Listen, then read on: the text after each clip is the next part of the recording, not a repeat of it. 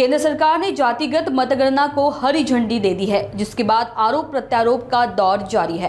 कांग्रेस कहती है कि उनकी भूमिका इसे लेकर सकारात्मक रही है, वहीं देवेंद्र फडणवीस ने इससे इनकार किया है। इसे लेकर ठाकरे गुट सांसद संजय राउत ने देवेंद्र फडणवीस क्या सचमुच राजनीति में ही है या उन्होंने राजनीति छोड़ दी है, यह सवाल उठाते हुए सरकार पर निशाना साधा।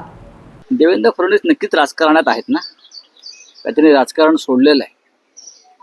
त्यांचं काय आकलन, वाचन, चिंतन गेल्या 10 वर्षापासून राहुल गांधी सातत्यानं जातीय गणनेची मागणी करतात। सातत्यानं त्यांची पार्लमेंट मधली भाषणं बघा, जाहीर सभातली भाषणं बघा, यांच्या कानात काय बोळे भरलेत का? आणि प्रश्न असा आहे, आणि भारतीय जनता पक्षाची पार्लमेंट मधली भाषणं बघा, जातीय गणनेला कोणी विरोध केलाय हे पार्लमेंट मधला रेकॉर्ड तुम्हाला सांगतो। हा एक सामाजिक न्यायाचा विषय, सोशल जस्टिस ज्याला म्हणतो। या देशातला बहुजन समाजाच्या संदर्भातला हा निर्णय महत्वाचा आहे।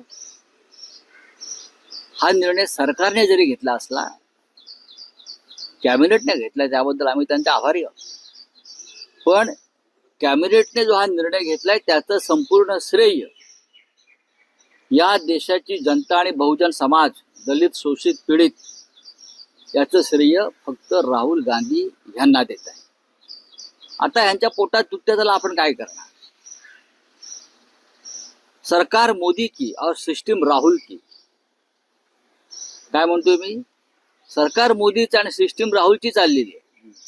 राहुल गांधींनी सातत्याने हा विषय उचलून धरल्यामुळे शेवटी, आणि मुहूर्त कोणता निवडला, किती महत्वाचा विषय आहे बघा।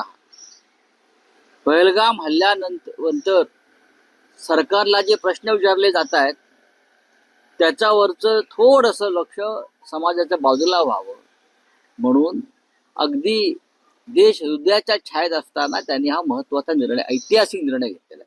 हे सुद्धा विसरता येणार नाही, म्हणजे किती महत्वाचा विषय। बिहारच्या निवडणुका आहेत, पश्चिम बंगालच्या निवडणुका आहेत, या सगळ्याचा विचार करून राहुल गांधींनी घेतलेल्या भूमिकेपुढे सरकारला शेवटी गुडघे टेकावे लागले, कारण हे प्रकरण समाजाच्या तळागाळापर्यंत पोहोचलं। राहुल गांधींचं देवेंद्र फडणवीस काय म्हणतात त्याच्यावरती निर्णय होत नाही। मग देवेंद्र फडणवीस म्हणतायत एवढं त्यांचं ऐकलं जात आहे, मग ते 27 आमचे जे लोक मारले गेले त्या संदर्भात त्यांनी बोलावं ना। श्रेय ज्याला द्यायचंय त्यांना द्यावं लागेल, अपयश ज्यांच्या पदरात टाकायचं आहे ते टाकावं लागेल। त्याला राजकारण म्हणतात आणि स्वच्छ राजकारण म्हणतात। जातनिहाय जनगणनेचा विषय हा राहुल गांधी यांनी उचलला, तोपर्यंत या देशातल्या बहुसंख्य जनतेला त्याविषयी माहिती नव्हती। राहुल गांधींविषयी आधी लोक म्हणायचे काय प्रश्न करतो, तुमच्याच भारतीय जनता पक्षाचा अनुराग ठाकूरचं भाषण पार्लियामेंट मधलं, जिसकी जात की पता नहीं वो जातीय जनगणना की बात कर रहे हैं, राहुल गांधी विषयी अत्यंत घाणेरडे उद्गार काढलेले आहेत। म्हणजे विरोध कोणाचा होता, तर विरोध भारतीय जनता पक्षाचा। पण आता कॅबिनेटने निर्णय घेतलाय, आम्ही त्याचं स्वागत करतो आणि राहुल गांधींचं अभिनंदन करतो।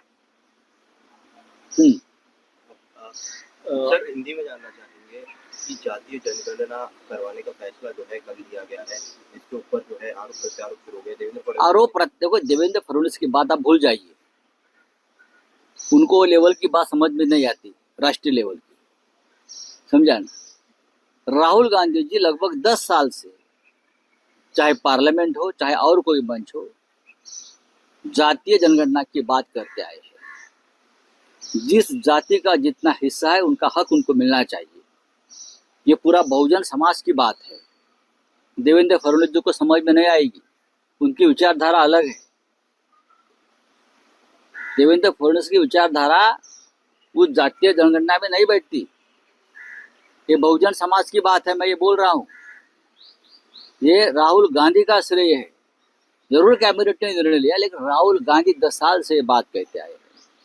तो मैं इतना ही कहूंगा, सरकार मोदी की और सिस्टम राहुल जी की चल रही है और ये चलती रहेगी। आगे आने वाले दिनों में देखो क्या होता है। सरकार को झुकना पड़ा, राहुल जी ने जो बात कही बार बार इस बारे में, वो समाज के, देश के आखिरी तबके तक चली गई। तो बिहार चुनाव सामने है, फिर पश्चिम बंगाल है, फिर और कुछ है, तो सरकार को निर्णय लेना पड़ा। दूसरी बात, राजनीति उसमें भी है।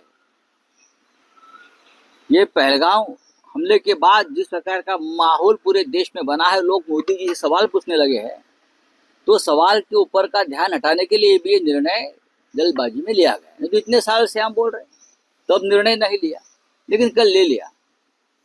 युद्ध का माहौल है, लोग सवाल पूछ रहे हैं मोदी जी को और अमित शाह को। हाँ, तो ये भी एक मुद्दा है।